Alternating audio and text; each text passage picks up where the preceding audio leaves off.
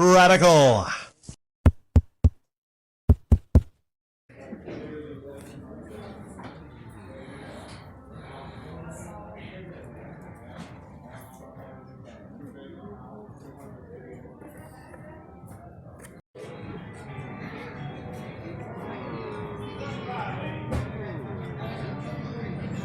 Welcome to Flea Market Stories, documenting the journey of one man into the world of flea marketing.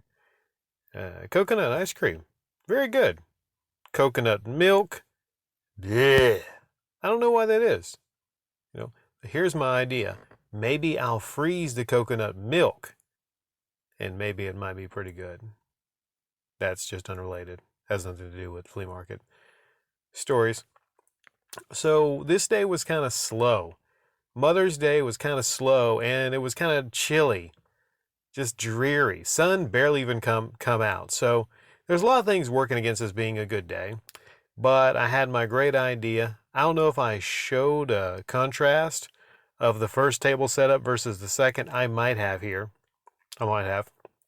And I got a sign. I don't know where it is, but I don't know if I could be able to find that sign in time. So don't worry about the sign. But I made a sign. And I put it on the long wooden table, Mother's Day sale. And at first I was going to put, each item 50 cents. But crucially, I made a bad mistake. I didn't change out a lot of ones for quarters. Yes, I did not. So there would be a nightmare scenario to where people would be buying 50-cent items and I wouldn't have anything to give them. So I changed that to $1.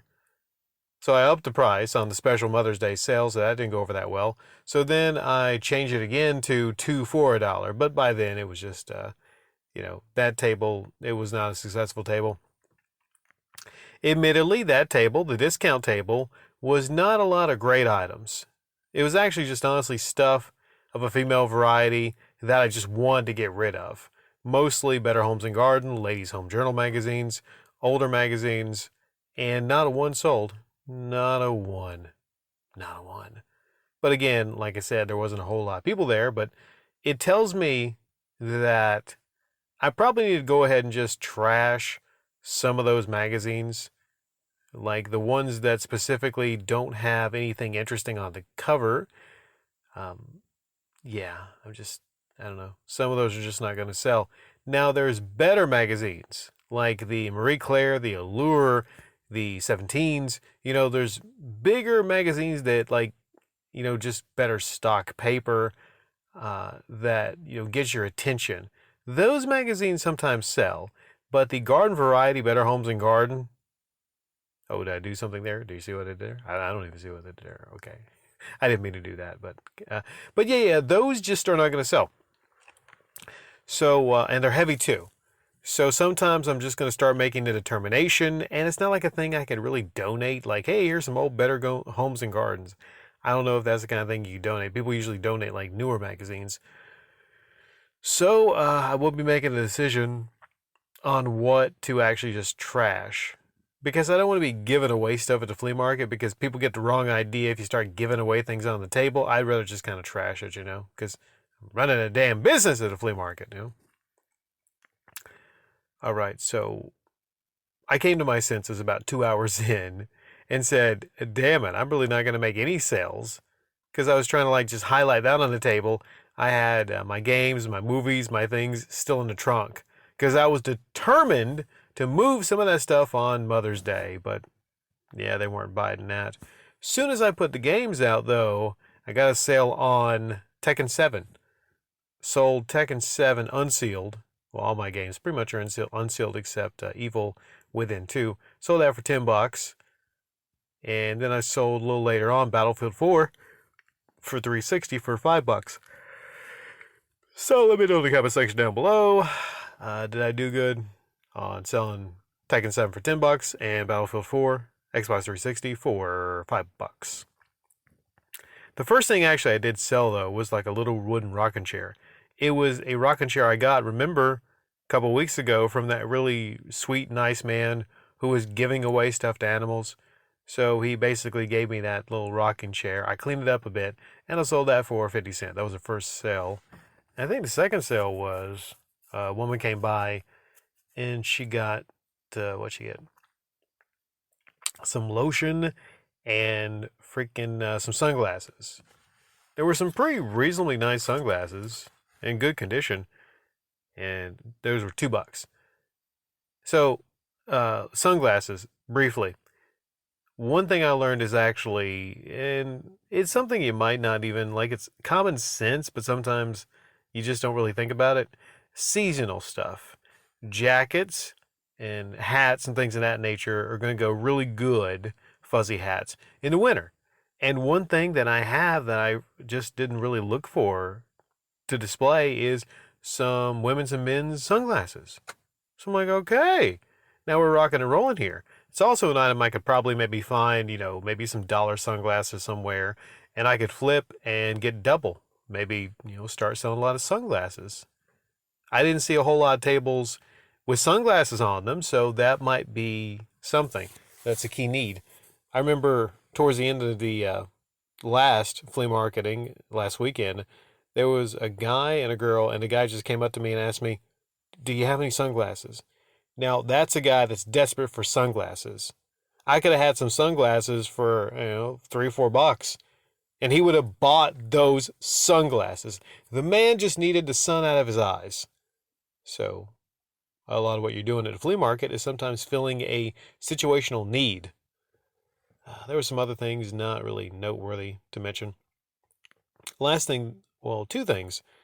There was a guy that wanted some of my Pokemon cards, and I just kind of whiffed on that because I didn't have time to look for all the Pokemon cards that I have, meaning all the Ancient Mews and Zapdos. So I knew he was going to be by. What saved me was the other guy, Daniel. He didn't come by, so he would have been another person I would have to explain to why I didn't have any Pokemon cards. But he's going to be there next week. So this guy, I had 4 Dragon Ball Z trading cards, and I had them, and I offered him, and he asked me how much, and I was like, no, man, here you go, just here you go, because he'd been buying a lot of Pokemon Ancient Mew cards from me. I was expecting by the weekend to have the Charizard and the Series 1 cards, but I never contacted that guy back, If anything, what I'll probably do is I'll ask this guy if they can have his number. I'll text him and say hey, these Pokemon people just want to connect directly with you. And then maybe that might, solve that problem. Okay. So there's one guy, he's a regular there. A cool guy. I talked to him quite a bit. Sold him actually one of my literal tables I was selling things on. Okay, before I get into that though, there was a mysterious black Camaro, newer black Camaro, just to the left of me. And it was parked in front of a table, but no one ever got out and no one put anything on the table. So actually I was able to take my Mother's Day table and pull a little bit to the left, which helped a little bit and people saw it a little better. But no one was there. Just a mystery, right? But that is my last day at the area that's really tough to go out of. So I'm really happy about that. Little things, make you happy. And I'm happy to go back to, 1 or 2 down to where there's not this obnoxious, I don't know what the hell it is. It's a storage building in a way to where you would have to open your door, slowly back up, and then keep, I have an Impala. It's a freaking huge car. I cleared everything by a couple feet just to get out, but I ain't worrying with that one number anymore. Sorry about that. Okay, so we got this one guy. He's really cool. I talked to him a lot. He's bought things from me. I think I bought a couple things from him. Maybe not sure. He tells me that he's no longer at the row that he was, and he has a booth, right? That's the next step up. The next level up would be a booth. I pay $15, and what he pays is monthly. You pay monthly. If you know you're going to be there, he's like, I'm going to be there every weekend. So he pays, what did he say? I think maybe 100. I'm not sure. And you get an inside booth. Now, the thing is, the inside booth, other than being inside, damn, the yawning. My apologies. Other than being on the inside, I don't see much of a difference in the booth area. You don't get a lot more area. It's arguably actually a little bit less. I didn't take any measurements, but it's the advantage of like being inside. I don't know. Specifically, I don't see a giant advantage in it. And actually, his booth is 2 rows back from closer to the very front of the flea market. So I don't really see the point in it because he might actually wind up not getting as many sales as he did before. But maybe he feels, he's fancy in a booth and whatnot. And I think actually they have storage there so he can store his stuff, which is probably the biggest selling point of the booth is that you don't have to keep, loading and unloading and loading and unloading your vehicle. The bad side is, let's say you got some really nice stuff and someone like breaks into the flea market, which I mean is possible. I don't know if they have like night security, but someone could break into the flea market and, steal your stuff. And I'm probably not going to consider getting a booth because to me, like it's maybe if I was really selling stuff hardcore, not no, I mean not like the hardcore movies. I'm not talking about those kind of movies, but if I started to be a big time reseller, meaning going into a shop, buying a whole lot of games or comics or whatever with the pure intention of reselling, then maybe. He said he went to I forget if it was a Target or a Walmart or whatnot, and he got some discounted games. And one was a Switch game, and it was a basketball game. I think NBA 2K22, and it was discounted. So he has his stuff sealed, and he's expecting to sell that stuff. He's expecting to sell that stuff, and I didn't want to tell him. I'm like, okay, I saw those same games, and you gotta think about profit margins. Let's say you get a sealed Switch game for $15. You have to know that you're going to get 20, 25 for it to really, I think, be worth it. For me, anyways, to really be worth it. Good point. An example would be for $25, I got a basketball, like, for kids' playset or whatever, and I sold it for 60. That's more than a 50% bump up in profit. So in that case, well, that's worth it. That's worth it.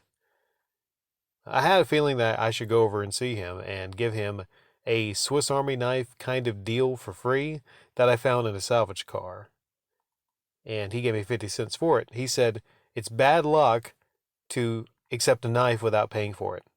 I was like, I never heard that. So, he gave me 50 cents for it. It was in good condition. Some parts possibly like a little bit rusty, but nothing too bad. Not a lot of rust on it, I don't think.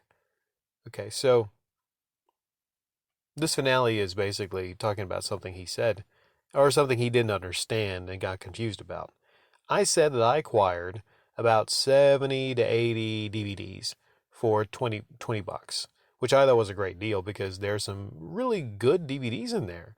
I mean, just if like I wanted to go through and just watch them or like keep some of them, I think it was, worth the investment of 20 bucks. I know DVDs aren't like, they're not what they used to be. And, you can't really find a place that sells some, unless they're brand new, for more than maybe $6, $7. I mean, if you're a DVD bargain hunter, this is the time for you. And I know there's a lot of buyers out there that want to beef up their DVD collection. Nothing wrong with that. So, I mean, there's Netflix, there's Hulu, but still, there's just something about, I think, owning the actual disc movie. So, I tell him that this guy was about to leave. He didn't have that great of a day. And I think he gave me some change. Yeah, he gave me some change. And I was like, you know what? Because he gave me some change, he bailed me out of the situation. I'm going to buy something off his table. And there was a big box. I'm thinking like, well, I'm going to go through the box and maybe I'll get some of these DVDs. But he just was sold a whole box. Sold a whole box. And he said, for you, which is the for you price, by the way. I'll talk about that like a little bit later. But he said, for you, 15 bucks. And I looked in there and I saw in the box he wanted 20. So I handed him a 20 and he was about to get ready to give me some change. I'm like, no, man. It's worth it. It's worth it. That would be the exact opposite of what like a lot of these resellers would do. And I explained it to this guy and he didn't understand. He said, so you paid more than he asked? To him, this was just like insane. It was. But to me, it made perfect sense from a perspective of like, well, this guy did something for me. He helped me out, gave me some change so I could have some change. And also, he just seemed like a good guy. And he had an item that was worth, to me, and I think to a lot of other people, far more than just 15 bucks. There's actually two games in there also. I don't know if he knew there were two games in there, but it was worth far more than I think 15 bucks. I mean, maybe 35, 40. We might be pushing it there, but I mean, maybe a little bit more. It was worth 20. So I handed him 20.